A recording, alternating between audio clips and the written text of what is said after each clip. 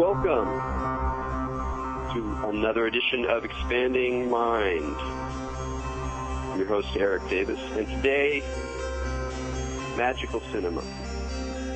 We have with us again a repeat customer, Antero Alli, author, ritualist, astrologer, and filmmaker. And we're going to be talking about Antero's latest film, The Dream of Falling Upward. And it's just come out. And for those of you in the Bay Area, you'll have a chance to see it on the Equinox, March 21st in Berkeley. I'll give you more information about that just coming up. But it's a fabulous film, and it has the distinction of being, I am absolutely sure, the most accurate representation of certain currents of magical subculture and experience, certainly that I've ever seen on cinema. But luckily, it's not even just about magic; it's about a lot of things. And so we'll be getting to that. It was a wonderful reminder for me, how satisfying non-commercial cinema can be. It's very well shot. Wonderfully acted, very vibrant, intelligent, and engaging in the way that you want a movie to be, entertaining as well as magically stimulating. And indeed, the whole question of the relationship of magic to cinema is a profound one, this mysterious, lucid camera of moving images created from the series of single images, or with video, the traces of electronic light manifesting as continuous images, the dreams that we can share and make together, and indeed, including the dream falling upwards. Before we bring Antero on, of course, we have our co-host here this week, Magickal, crawling her way back from some infernal sickness. So we're happy to have you. How are you doing there, Maja? I'm doing a lot better, Eric. Thanks. I've been tormented by demons for the past 6 weeks. So yes, I'm getting better. That's great. Well, there's again, it's always tough with talking about movies and books. You don't want to give stuff away, but there's a remarkable demon in this film. It's not like any other demon. Like when you think about being possessed by a demon, that you get sort of exorcist images in your mind. But the demon possession in this film is much more disturbing, but also kind of funny.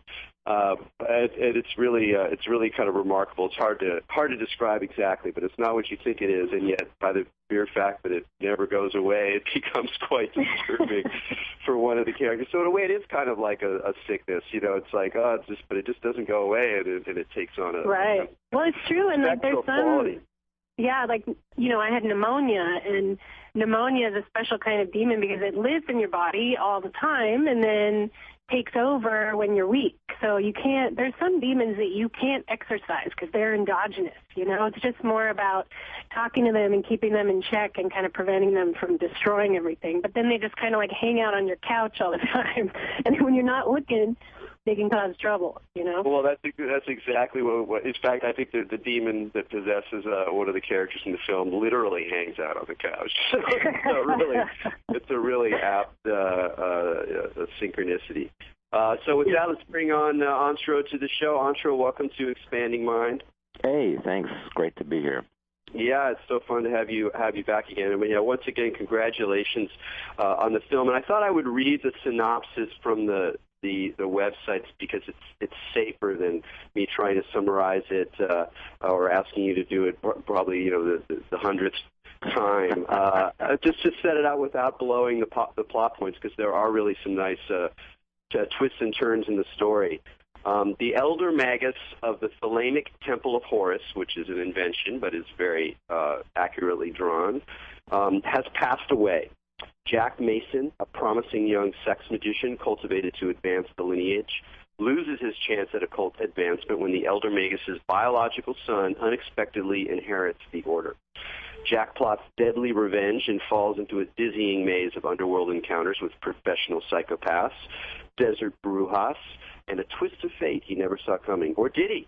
Meanwhile, Jack assigns his two hot-headed apprentices an ego-corrosive ritual of going into business as clowns to perform the classic fairy tale Jack and the Beanstalk for children, which is like even if the film didn't have the clown thing in it, it would just be great. But the clown line just puts it over the top. But I will talk about that later. First, let's start out with the sort of magical material and maybe a little bit about your own personal background in the kind of Thelemic magical milieu and you know how and why you decided to bring it and really kind of concentrate that as a setting for this film.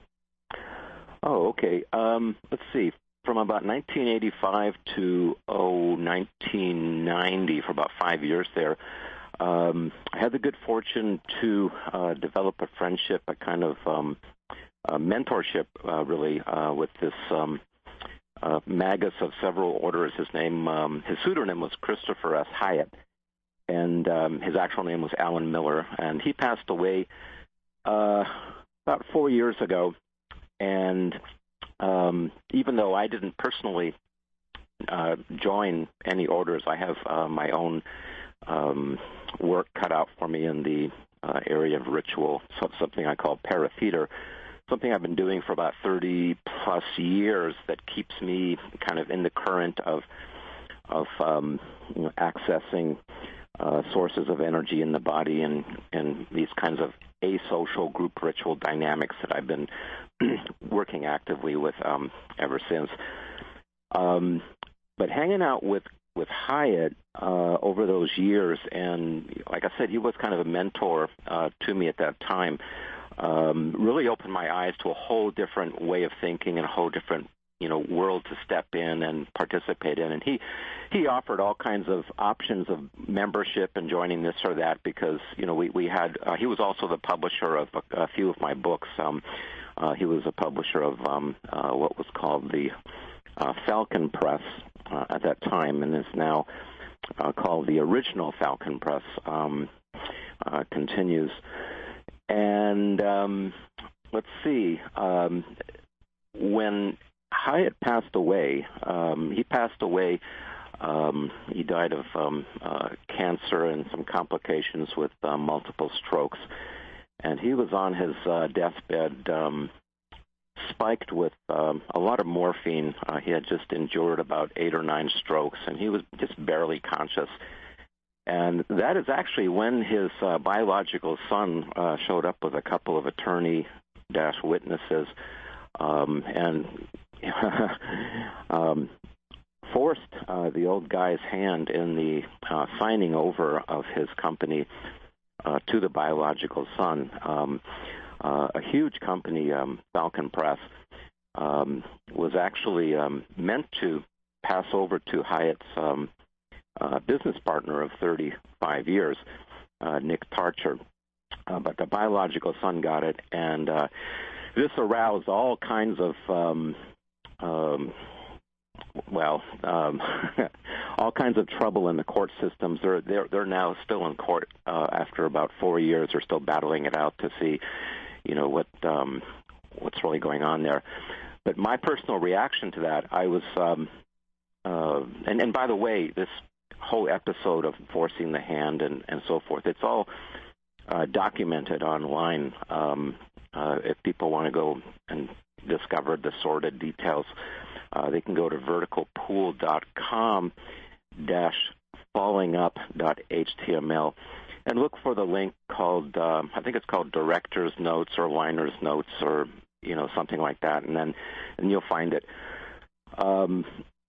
Anyway, my personal response to his passing, I was saddened and outraged because I was also part of that press and my books were involved, but I also had, a personal relationship with Hyatt, and I just, felt helpless, not being able to do anything about what happened. And after a couple of years of just kind of moping about it, I realized, well, I can make a movie. And so the movie idea spun off from my responses to a real-life event. And then my imagination took hold, as it will do with, every one of my movies is based on real-life events, some kernel of truth, some event that actually happened. Then my imagination gets a hold of it, and it spins it into a different direction. And so that's basically the short story of my answer.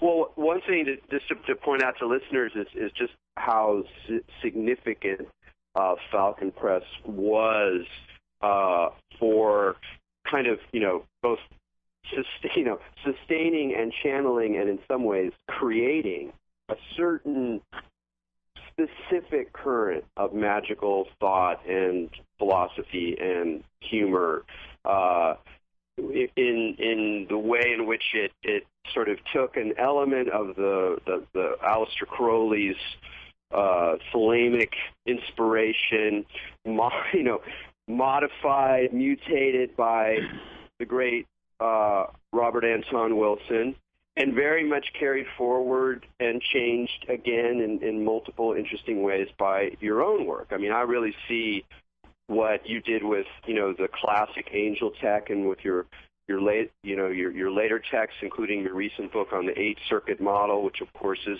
drawing from Leary and Robert Anton Wilson, as well as really carrying forward a certain strain, to my mind, the most interesting and productive strain in a lot of ways of modern magic.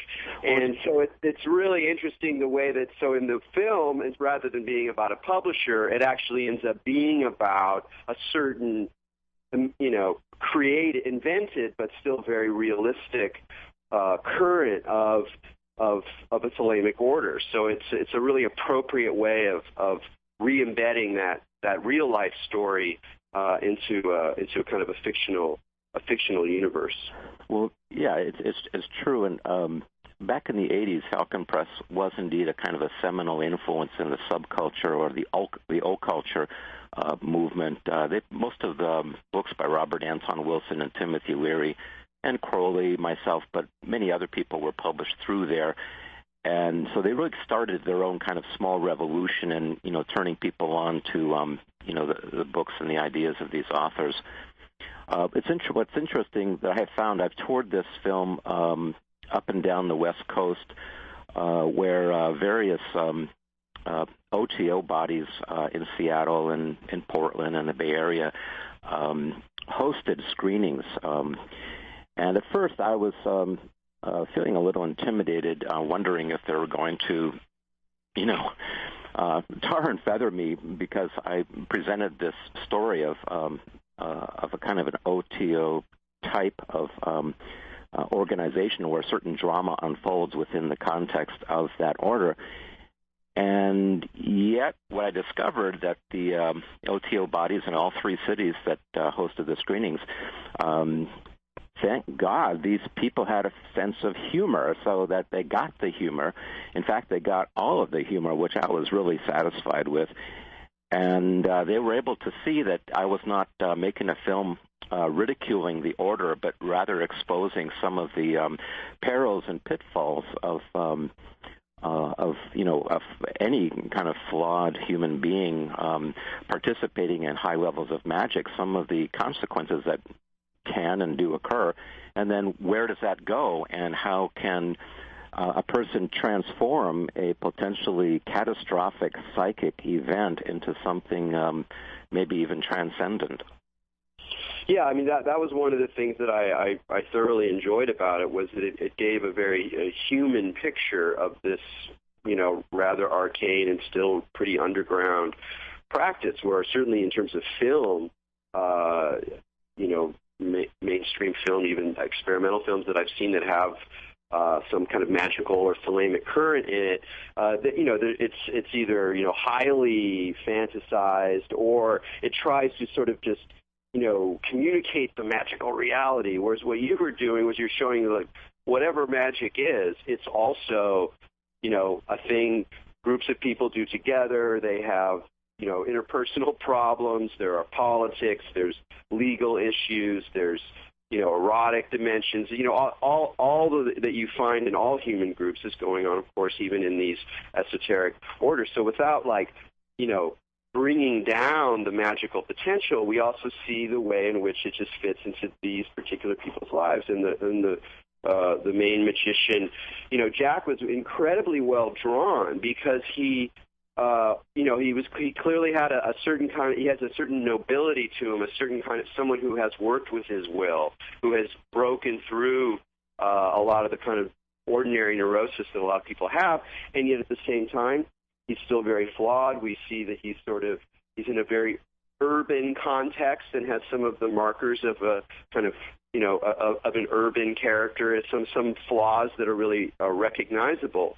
And so that's really wonderful. And then there's this whole other dimension which we haven't talked about and makes the film all the richer, is that you really have two magical universes or currents being represented. On the one hand, we have this urban Thelemic order and the kinds of characters that are involved there, and then we have this rural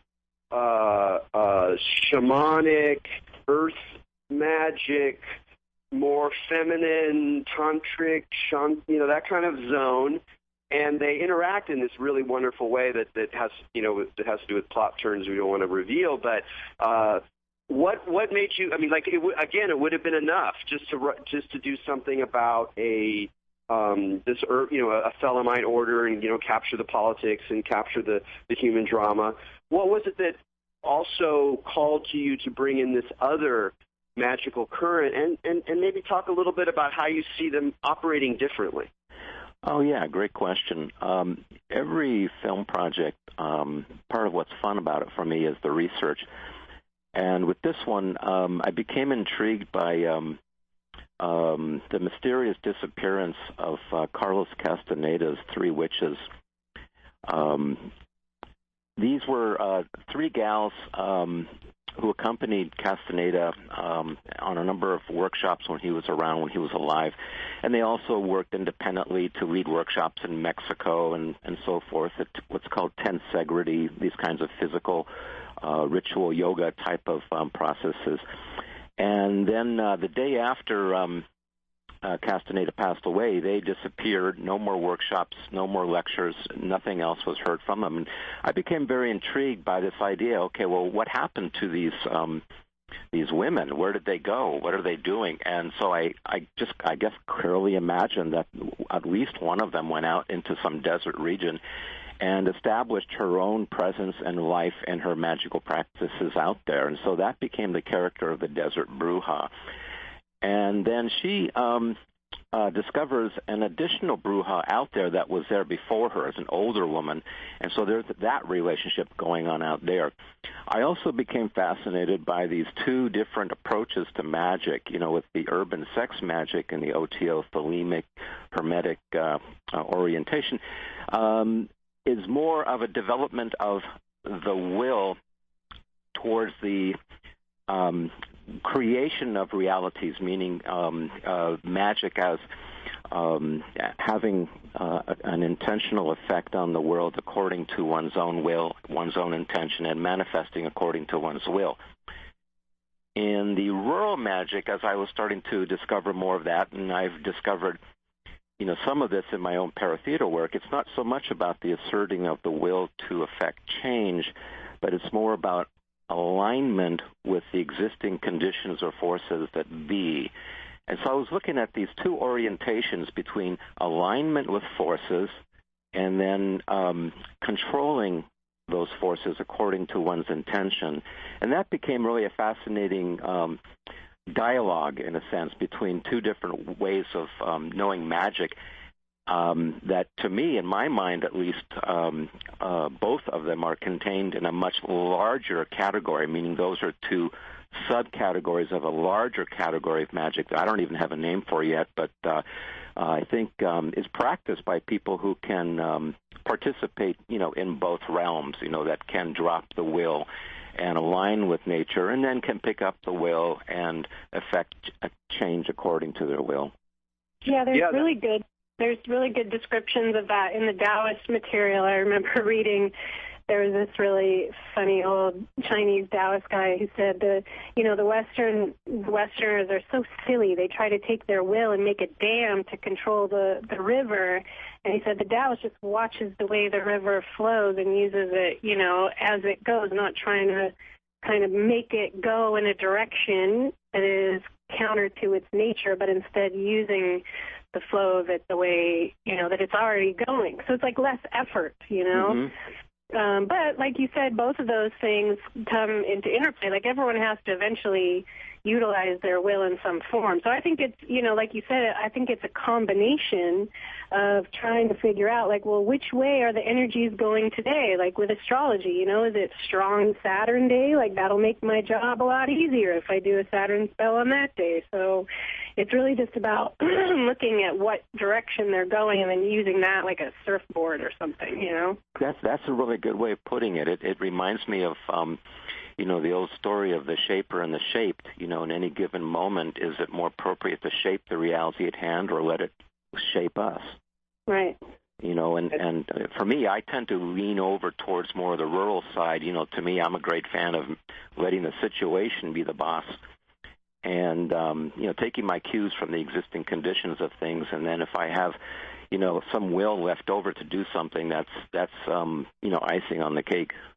Yeah, I mean, it's interesting also to think about those two things, and I think it's even clear in the movie and in the way you talk about it, of contrasting urban and rural as a way of thinking about that. Because this contrast goes all the way back to medieval magic, when you're like, where's magic in the Middle Ages? Well, on one hand, even though we don't know exactly what they were doing, you have all these village witches and warlocks using herbs and incantations and remnants of some kind of pagan lore mixed with weird Christian ideas, and trying to make magic that works in a village setting, which has to do with people's health, which has to do with fertility, which has to do with social relations inside these small communities. It's going to be very aware of the environment, the situation, the changing in weather, the changing in animals, et cetera, and at the same time,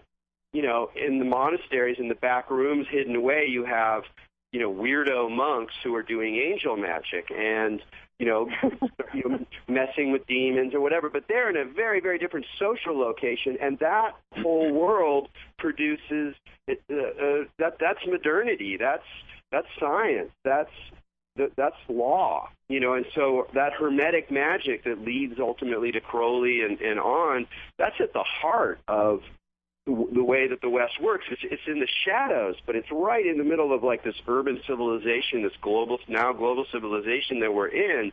And whether or not you want to support the values of that, it's hard for most people to be fully in the rural zone. And so in some ways we're caught between a larger, no longer human world of environmental forces that call for alignment, and at the same time we are functioning in a very human, very urban, very technological world where some of that more hermetic, will-oriented magic is much more appropriate. Like even in your film, the way those lawyers function in that initial scene where they're forcing the hand of the old Magus as he's on his deathbed, they're like these creepy angels because they're just sitting there witnessing. They're like the angels in Wings of Desire, except they're creepy, but they're lawyers. It's like the creepiest creatures in the whole film, other than the demon who possesses the guy, are these lawyers. That's it right there. Yeah. It's interesting between the polarity of the rural and the urban. I was really looking for a third point, and that's where the clowns came in. One really interesting thing that I learned in the OTO-sponsored screenings in the Q&A afterwards, where I was discussing some of sort of like what I'm doing now. We raised a point was raised about a Western Hermetic ritual called the Holy Guardian Angel, and it turns out that the work I've been doing in Paratheater, specifically around the theme of what we call dialogue with the muses has a lot of parallel with the Hermetic ritual of the Holy Guardian Angel.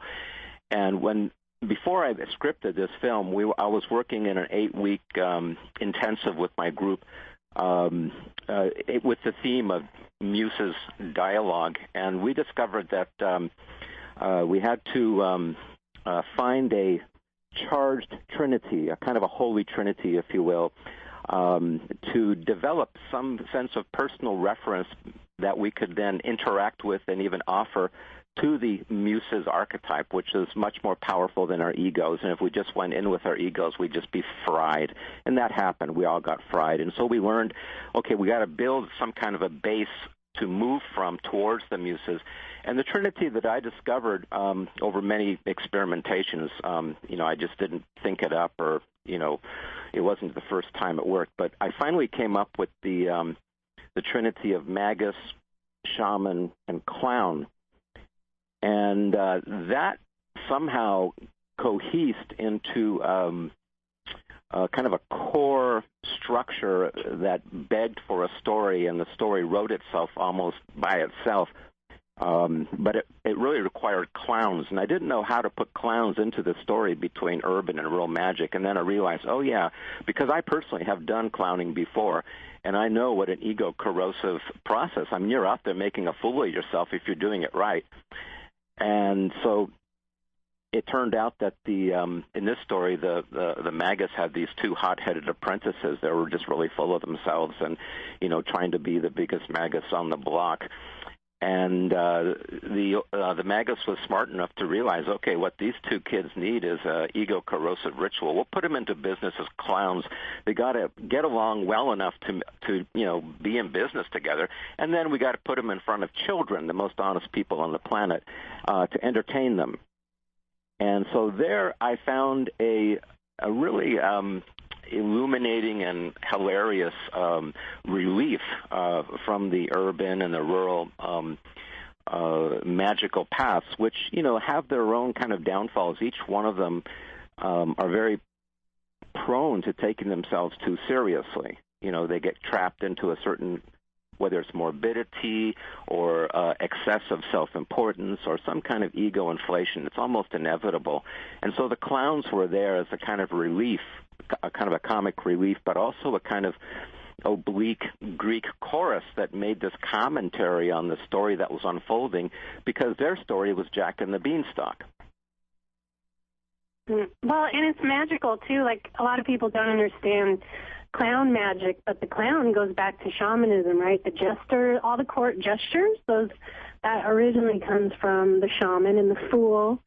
And it's through imitative magic, right? Like the shaman uses imitation, so they'll pretend to be something in order to make the magic go. So actually, when you clown someone's ego, you're providing the parody, but you're also putting it in front of their face. So it's doing the same kind of thing that, like, tarot or a divination does. When you kind of make fun of somebody, it brings that into their consciousness, and they can, like, heal that part of their ego. So not just making people do that for no reason, it actually has this deeply shamanic healing effect by doing the clowning, right? When you clown someone, what do? You parody them or imitate them. That's right, and your clown chakra opens right up. The clown. I love the clown chakra. Oh, that's so good. You can never anticipate where it's actually located. That's part of its clownishness. Exactly. And you were, and also just to say that the two clown performers were spectacular. I mean, you really drew some great acting in this film in particular, and their physical performance especially really communicated as much as just the idea of the clown. I mean, if you had like a clown who was like an okay clown, like you'd get the thematic concept that you were playing with, but what you really get is like clownishness and its sort of chaotic, giddy excess, really quite strongly just watching the film and watching their performance. Even the way that you never see the kids. They were kick-ass clowns. The kids. They performed. I told them that as characters, they had to perform as if their graduation in the magical order depended on it. And these hot-headed characters, they were so status-oriented. They just so desperately wanted to advance in the lineage that they just performed their asses off. Yeah, I mean, there's so much more. I have another question about the clowns, but I think we're going to take a break now because we're at the half hour. So you're listening to Expanding Mind with Erik Davis and Magickal. We're talking with Antero Alli about his new movie, The Dream of Falling Upwards.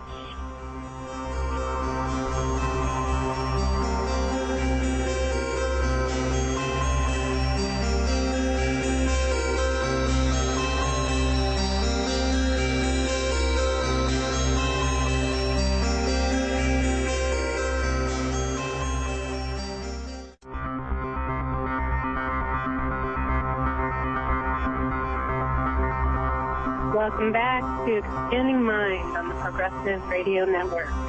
This is Magickal, here with Erik Davis, and we're speaking with Antero Alli today about the OTO and demons and angels and clowns, all that good stuff.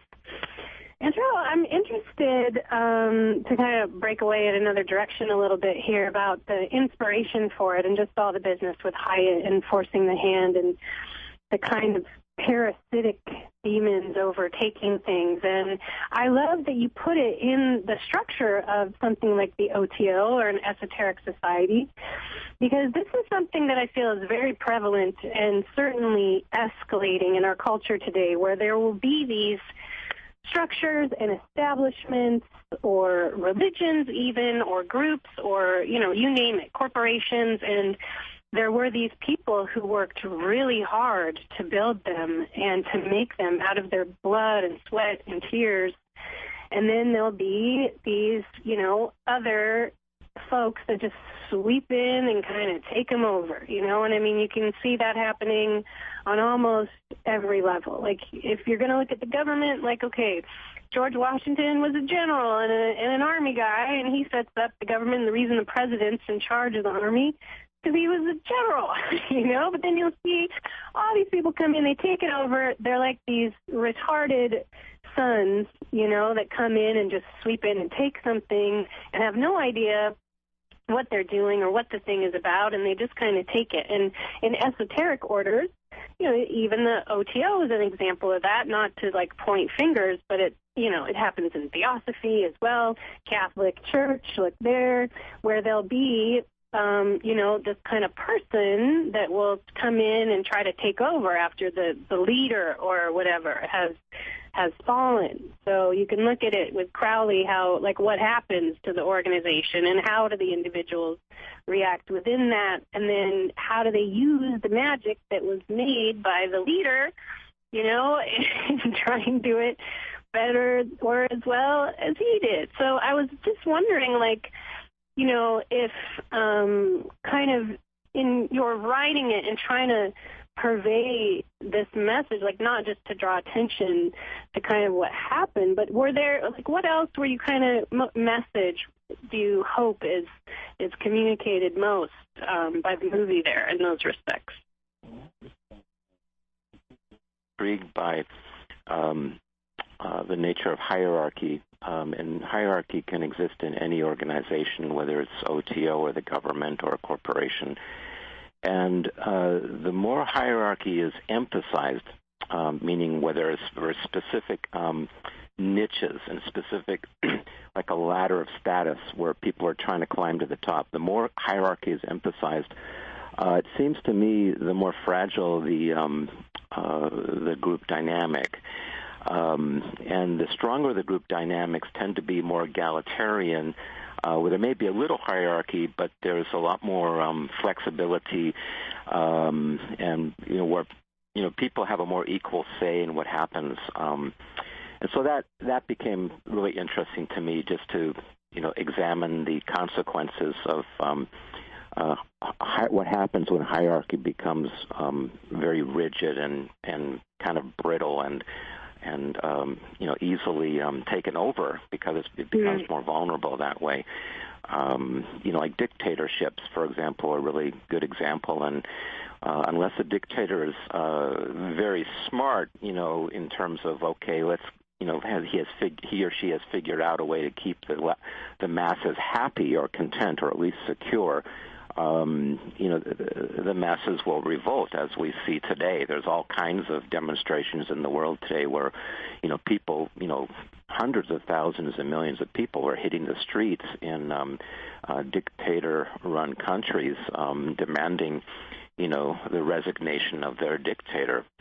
So, that came into play, and more importantly for me was kind of honing it into a more human and personal, the detail of human frailty, the decisions that certain people make, the consequences of decisions based on greed, for example, or envy. I wanted to follow that all the way through, because I think this is part of what contributes to the downfall of any hierarchy is decisions made out of greed. Greed is a real killer, and I wanted to, just go into how does greed kill? And again, try to keep it on a human level. So I'm not trying to make a message movie or some kind of info commercial about hierarchy and corporations or whatever, but really hone it down to the particular characters involved and their decisions and the consequences of those choices, and really, coming over and over again to remembering and realizing this strange little thing that I discovered, that personality may be simply a modern word for fate. And, who we are becoming is really tied into the plot of our lives and where we're going to end up. So, a little bit more about that. So fate and personality, like it's sort of like the temperament is kind of the destiny. Fate, I look as different than destiny. There are two words often confused to mean the same thing. I like to use a poker, like card game poker metaphor. I see fate as pretty much, whatever's in the cards, whatever hand you're dealt, that's fate. Destiny would be how you play your cards. So destiny is the free will aspect. Yeah, more or less, yeah. And then, fate is, our lot in life, what we're born into, and what we have to wake up to and learn to interact with and develop some kind of identity or presence in the midst of, what we cannot change or control. Well, and it's interesting, too, just to bring astrology into it, because when you think about personality and its tie there, I mean, a lot of the, of course, psychological personality-driven stuff in astrology you can see in your birth chart from that time that you're born. Obviously, some people would disagree, but you can really kind of use that as a marker. What kind of relationship do you find there? Is that kind of what led you to that realization? Was your work in astrology, or did it come from somewhere else? That comes from more direct experience. Even though I'm an astrologer by trade, I still don't, after 30 years of practice, I don't believe in astrology. I use it because it works.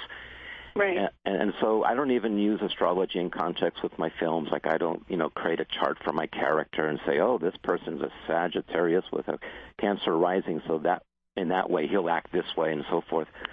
I approach my films pretty instinctively. I don't even storyboard. I'm one of these people that shows up on the set and cases the joint out and looks at the angles, the lighting, and oftentimes I don't even rehearse my actors. I just choose people that can hold their own, and, then we just hit the ground running. Yeah, that comes through. In a way, that's a little bit of the clownish energy as well. That's partly that spontaneity. I want to ask you one other, just like a question about the Holy Guardian Angel, and as your film makes clear, this is sort of the central right and central experience, in a sense, of the Thelemic order you represent and other Thelemic orders. It's like the passage into sort of there's many passages, but it's one that people often talk about it, and as your film makes reference to, it's something that's both talked about and not talked about. It's this interesting place where it's not even a matter of that the ritual itself is secret, but the actual way you even think about or conceive what it means to have knowledge and conversation with the holy guardian angel is itself deeply encrypted. And that's one of the things, like the clown characters, they want to know, like, hey, what's happening? What does it mean? And what can I do? Does it work this way? Does it work that way? I'm curious if that came up at all when you were showing the film to Thelemic orders, whether there was some discussion about the HGA and some of the stuff that you included in the film, and just why you were sort of interested in that dimension of the practice. Yeah, that came up quite a bit because it is the HGA is a central ritual in Thelema. Part of what I was talking about before about the hierarchy element of what I was studying in the OTO, there are particular grades, and the name of the specific grade where the focus of the HGA comes into play is called the Adeptus Minor. And the two clowns, the two guys, the two apprentices, they're not at the same level. One is at the Adeptus Minor, and we assume that he has achieved conversation with the HGA. The other guy is right below. It's called the Philosophus grade. And he's complaining that he's bored with the Philosophus grade, and he'll do anything he can to get up to Adeptus Minor. And so he's always badgering the other apprentice, with, well, what god form, am I supposed to call, or, what do I do, and, is there anything that you can tell me so I can reach the HGA? So the guy that has not reached dialogue with the HGA is really obsessed with doing it. That's like his whole reason for living almost. And then the guy that's achieved the HGA, he's very nonchalant about it. He's basically, his attitude is it's no big deal. It's really just part of the process of moving ahead, and you'll get to it when you're ready, that sort of thing. And the OTO people got that really clearly. Anybody who's moving through the grades in the OTO is very aware of, the particular challenges of each grade, the particular research, the rituals innate to each particular grade. And so there was kind of an intrigue. They were wondering, are you an OTO member? How do you know this? And so forth. I said, no, I just, I've hung out with OTO people, and, Hyatt was a mentor of mine. And so I picked up a lot along the way, but I've never been compelled to join the order, only because I've got my plate full with my own ritual practice. Yeah. So that's it came through very interestingly as well. It's like almost like what one's attitude or angle of observation is kind of makes the thing. It's like when you're outside of it, it's this great mystery, and in the process of making it real, it's not that the mystery disappears, but it very much shifts in terms of what parts of reality you can rely on and what parts remain kind of mystified, which in a way is part of what that hierarchical structure does, is it forces you to be on the outside, and then you get in, and then the in creates another outside, and there's this very interesting balance. And I'm curious, because you were talking about hierarchy before and some of the political problems with it. Obviously, traditional magical orders are, at least on paper, in many ways, extremely hierarchical. You go up these grades. The grand poobahs up above have certain powers and controls that you don't have. They know things they're not going to tell you. It's very much structured in this almost classic pyramid way, which is so different than the shamanic rural archetype that we were talking about, and that you have said that in a way you're more sympathetic to. What do you think is the value of that kind of hierarchical structure? Do you think it's inherently kind of dangerous? I mean, some magical practitioners just sort of reject it out of hand, but other people find a great deal of value to it, even in our era of calling into question hierarchies and those kinds of structures. So do you think there's still some value there? How do you see that? I see it as a natural outcome involving the time-intensive process of how an initial epiphany or vision is realized, it's a little bit like the way the world's religions have formed. It usually starts with one person like Buddha or Jesus of Nazareth, or Muhammad. And from that one individual who had a vision and a way of life and really an embodiment of a particular spiritual life, after that there was people who were trying to preserve that, and they would preserve it by developing certain beliefs and certain cosmologies to try to protect and preserve. And that became its own hierarchical indoctrinization of spiritual dogma that became, the religion itself. And so I think it's just part of human nature to go that route. Even the rural magic, as I won't give this away because it's a bit of a funny part in the movie, but even the rural Bruja was participating, with a certain hierarchy in her. She had an apprentice too, and she had a certain condition that he had to participate in this condition in order to gain teaching from her. And so I think it's across the board. It just looks different in rural magic. Well, that's the difference between rural magic and the religions made after like Jesus or Buddha, is that the apprentice is eventually going to learn all the things that the Bruja knows and will get the teaching so he can do it himself. But the weird thing that happens with hierarchies, in the religions and in other places other than the rural, is that they're just protecting that thing that Jesus did, but no one thinks that they can be Jesus, right? There's a separation where it goes to another level where no matter how much you apprentice with Jesus, you'll never be Jesus. But, well, right. I mean, I personally don't, condone it, of course, but I think that there's the side of religions is called social control and the organization of social activities. That's not going to go away. I think hierarchy serves people who have a greater need for structure, for example, and for assigning a certain amount of their autonomy to a larger authority, whether it's an organization or a person, to build some kind of a security base in their life. And I can't judge that. I mean, they're just people. People have different needs.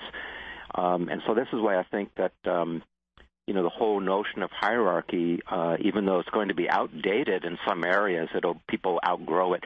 There will always be certain sections in groups of people that cling and cleave to it because it's useful to them.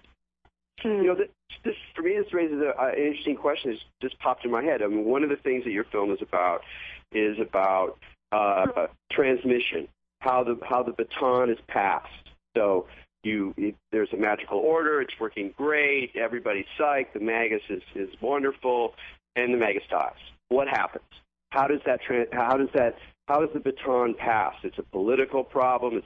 In our era, it can be a legal problem, but it's also a problem of judging spirituality. Like, is someone else ready for this? Are they ready to go to the next level? Who gets to say? How do you know whether the guy's description of the HGA is really the HGA? What does it mean to say what really the HGA is? It's very difficult, especially in these more alternative, practices. But even in something like Zen, where you're like, at some point there's a transmission, and the master, authenticates the insight, the satori or the kensho of the person who's coming after them, but you're like, well, how do they know? How does that work? And the same thing with the apprentice with the rural Bruja. So there's this sense about when you have we've created a magical structure that works, that has people and ideas and concepts. They can be more or less organized, but regardless, at some point there's this question of, does it carry forward? And so the question I'm going to throw to you, slightly different angle, is you have developed an extremely singular approach to, let's call them, the mysteries. In your texts, They're very practical, pragmatic, as well as mind-blowing. There's a lot about practices, many, many different kinds of practices. You've been involved in a unique approach to ritual, to artistic experimentation, how those things interact, working with individuals, working outside of a lot of conventional maps of what theater is, what performance is, what magic is, et cetera, et cetera. So you have a very interesting, very unique approach to the mysteries. Do you think about how that passes on? Yeah. So regardless of all the various methods I develop and apply, the techniques, the methods, the approaches, and it's true, I work with a number of them. I relate to all methodologies and techniques as secondary to what they are capable of triggering, which is if they're effective, they're going to be triggering the experience of an energy. And transmission, when you use that word, what comes to mind is initiatic experience. And so to me, in my personal life, but also in context to this story, this movie is about many things, but one of the things it's also about is initiation on a number of different levels. There's a number of different initiations that are occurring in this movie, and each one of them involves a specific transmission. And initiation, to me, doesn't always require ritual or any kind of technique, although sometimes it can.